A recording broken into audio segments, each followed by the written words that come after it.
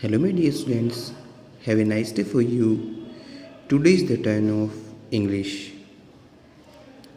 In our previous video, we already learned chapter 1. Dear students, आज के इस video में हम चैप्टर 1 के नेक्स्ट आगे की तरफ चलेंगे। चैप्टर 2 को शुरू करने से पहले हमारे पास में एक शॉर्ट एंड स्वीट पोइम है, उसे हम आज रीड करेंगे, उसे अंडरस्टैंड करेंगे। आई होप दैट उस पोइम को आप अच्छे से अंडरस्टैंड कर पाएंगे, रीड कर पाएंगे। चलते हैं हमारी पोइम की तरफ। क्या उसमें कह रखा है, क्या उसमें समझा रखा है। स्टूडेंट्स, ये टाइटल है उस पोइम का जिसे हम रीड करने वाले हैं, ए हाउस ए होम।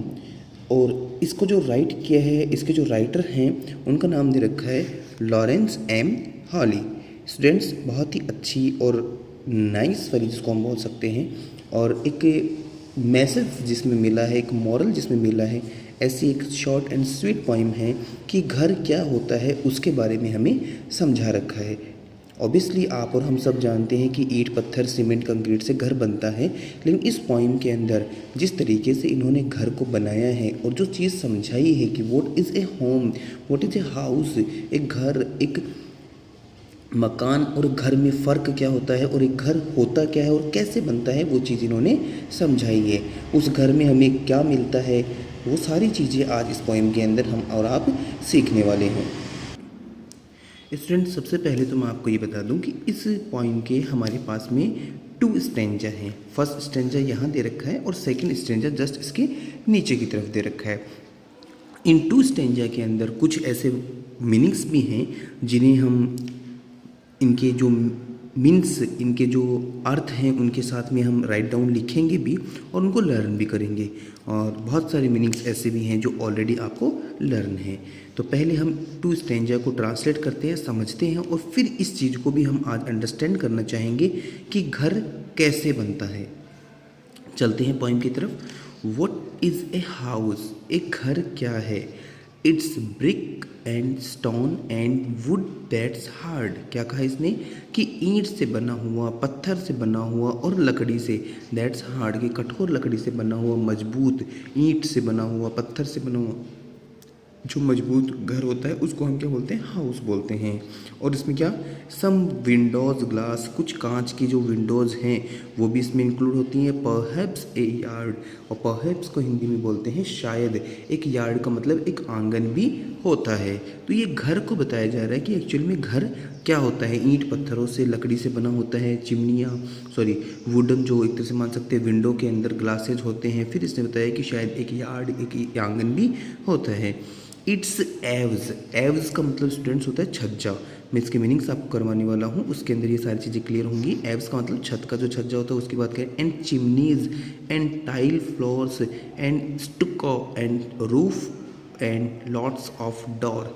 क्या कहा इसने कि उसके अंदर एव्स, इसने क्या कहा कि छत का छज्जा, चिमनी जिसके अंदर से धुआं वगैरह निकलता है, चिमनी, फ्लोर के ऊपर, फर्श के ऊपर टाइल हो सकती है, स्टूको जिसको हम बोल सकते हैं, प्लास्टर जिसको हम बोल सकते हैं, ईंटों के ऊपर होने वाला जो प्लास्टर है उसको स्टूको नाम दिया गया।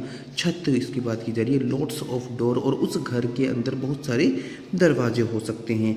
ये चीज़ इसने बताई कि एक घर में क्या क्या हो सकता है और घर कैसे बन सकता है। स्टूडेंट्स, अभी तक इसने जो चीज़ बताई वो कंस्ट्रक्शन ऑफ ए हाउस, कि घर को कैसे बनाया जाता है, उसमें काम में आने वाली सारी चीज़ों के बारे में इसने बताया। अब हम इसके सेकंड स्टेंजा की तरफ चलते हैं जिसमें इसने क्या समझाया।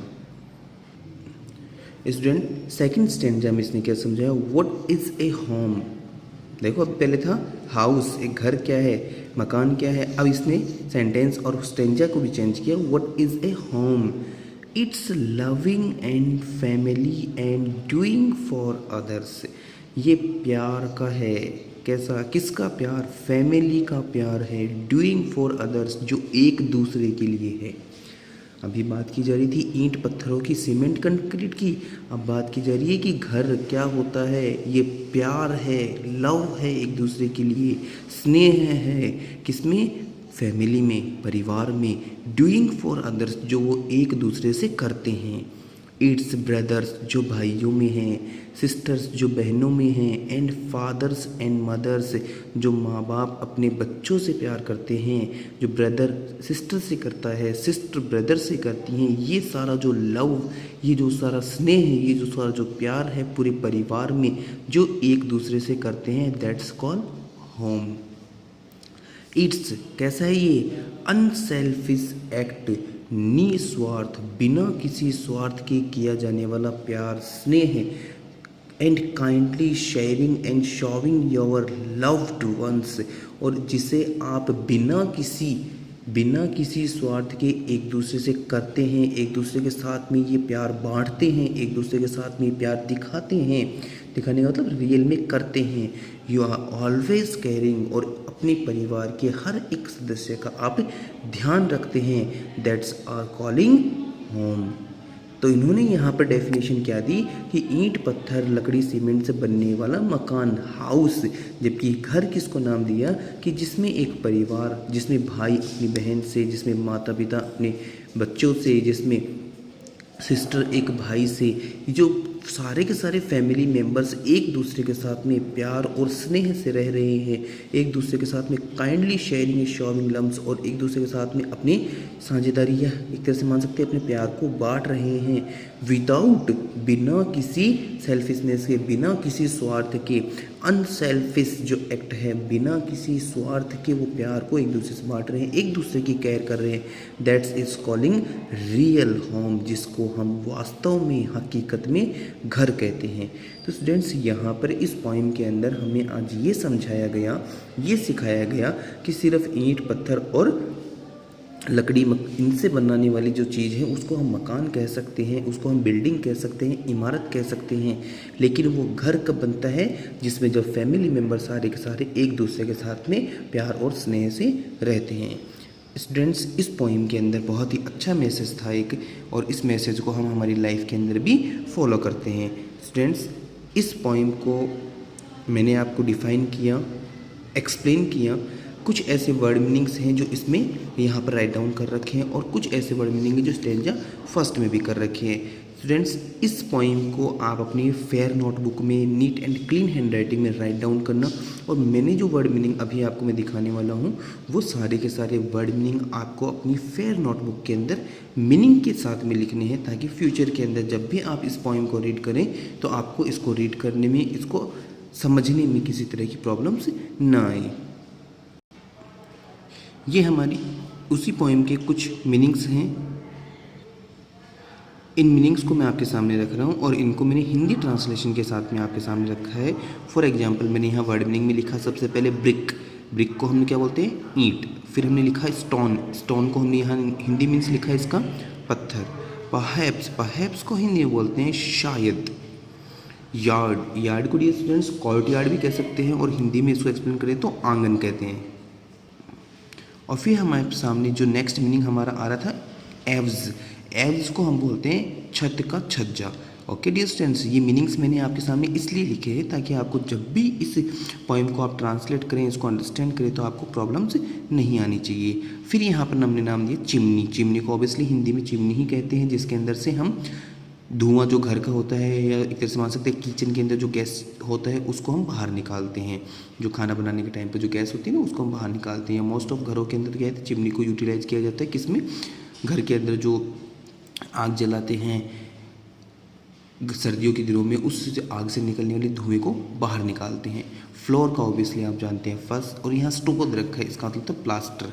ओके, डेकोरेटिव प्लास्टर भी कह सकते हैं। रूफ का मतलब छत। तो ये जो सारी मीनिंगें थी वो स्टेंजा फर्स्ट की मीनिंगें थी। नीचे मैंने स्टेंजा सेकंड की मीनिंग दे रखी, जिसके अंदर अनसेल्फिश को हम बोल सकते हैं निस्वार्थ, एक्ट को हम बोल सकते हैं काम या कार्य या जो कुछ हम करते हैं उसको एक्ट बोलते हैं। काइंडली को मतलब दया के साथ में करते हैं। शेयरिंग का मतलब एक दूसरे के साथ में वो चीज़ बांटते हैं, साझा करते हैं। शोइंग का मतलब होता है दिखाना, और केयरिंग का मतलब ध्यान रखना। तो डियर स्टूडेंट्स ये वो स्टेंजा सेकंड की मीनिंग्स थी जो मैंने आपके सामने करवाई। ऊपर जो मीनिंगें थी वो स्टेंजा फर्स्ट की मीनिंगें हैं। डियर स्टूडेंट्स आपको ये पोइम अपनी फेयर नोटबुक में राइट डाउन करनी है, और उसके बाद में नीट एंड क्लीन अपनी बेस्ट हैंड राइटिंग के अंदर आपको ये वर्ड मीनिंग्स अपनी नोटबुक के अंदर करनी है। स्टूडेंट्स, करने के साथ साथ में आप इन वर्ड मीनिंग को लर्न भी करें। नेक्स्ट टाइम जब भी आप इस पोइम को रीड करें तो आपको किसी तरह की कोई प्रॉब्लम नहीं हो। आई होप दैट कि ये पोइम आपको पसंद आई होगी, आपको अच्छे से समझ में आई होगी। अगर आपकी किसी भी तरह की कोई भी क्यूरीज हैं, किसी भी तरह का कोई डाउट है, आप कमेंट कर सकते हैं और आप कॉल कर सकते हैं। आज के वीडियो में इतना ही। Have a nice day. Thank you so much.